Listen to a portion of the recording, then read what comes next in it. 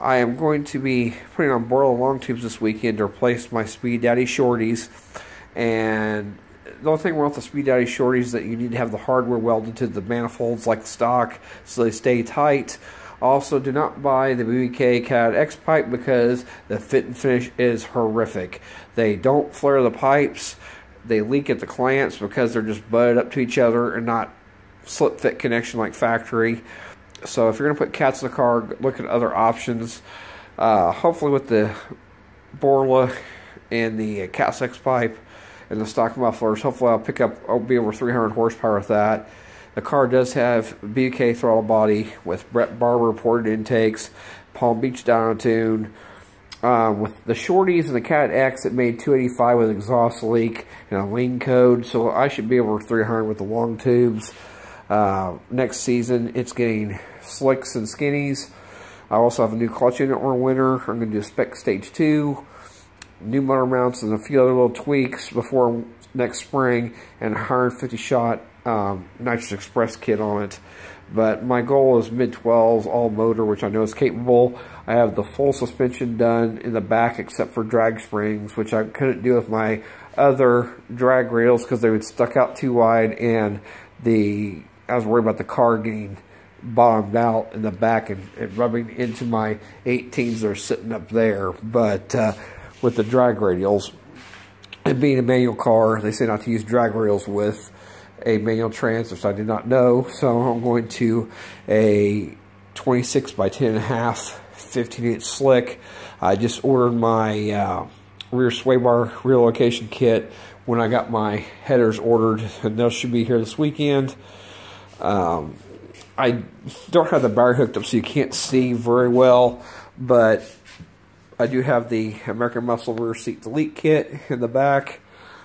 Of course, mine's a performance pack 12 3.7 Mustang, but I've done a little bit to the interior and dress up.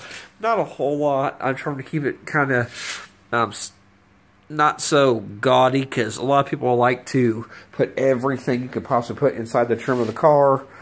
I will probably do a couple more small pieces on the inside. The inside's pretty much done, but keep it, classic looking towards the 67. Eventually, it will get the ducktail spoiler on it to match the Eleanor scoops and stripes, and eventually an Eleanor hood. But all in all, I'm loving the car so far. It's got 373s in the back, which really wakes these things up, even though I had the 331s. The thing to keep in mind, like I said, if when you're doing exhaust on these, it's so easy to script the sound. But definitely, the Speed Daddy headers, yes, they're a good header for 130 bucks. Make sure you get the hardware welded in, and they're fine. As far as X pipes, Kansas doesn't test, so I'm going catless like I did on my Thunderbird I used to have. And I'm going to put the stock mufflers on it, back on it for a while, and take off the pipes, axle backs to quiet it down. And eventually I'll replace the mufflers with a better quality muffler to match the rest of the exhaust. But I've got to do some other things that are more important than mufflers at the moment. So I'm going to put my performance pack mufflers back on it and take the pipes off. But the pipes X backs do sound great with the Cat X. I would highly recommend, even with the Cat X, to use some stock style resonators to kind of quiet down it's got a slight raspiness to it with the Cat X and the shorties, but overall I love the sound of it. It's just obscenely loud. That's when the cops are here really picky about that, so I'm trying not to go overboard with this setup.